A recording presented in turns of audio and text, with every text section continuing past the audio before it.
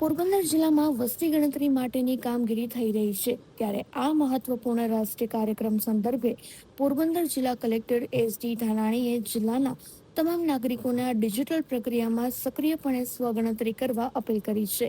કલેક્ટરે જણાવ્યું કે નાગરિકો પોતાના ઘરે બેઠા જ અત્યંત સરળતાથી ઓનલાઈન માધ્યમ દ્વારા પોતાના પરિવારની વિગતો સબમિટ કરી શકે તે માટે આ ઓપ્શન આપવામાં આવ્યું છે.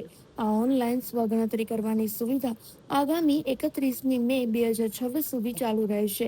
વસ્તી ગણતરીની સત્તાવાર વેબસાઇટ ઉપર નાગરિકો ટીમની યાદી કરાવી દે તેવી અપીલ થઈ છે.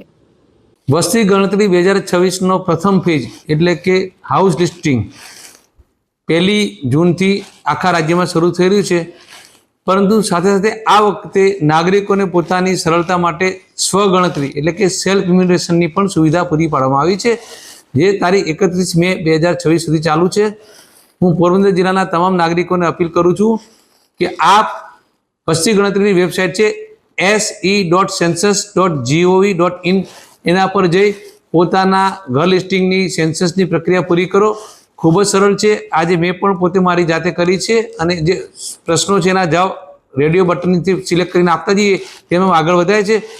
તમામ નાગરિકો વસ્તી ગણતરીની આ પ્રક્રિયામાં સ્વગણતરી દ્વારા ભાગ લઈ આ કાર્યક્રમને સફળ બનાવે એવી શુભેચ્છા પાઠવું છું.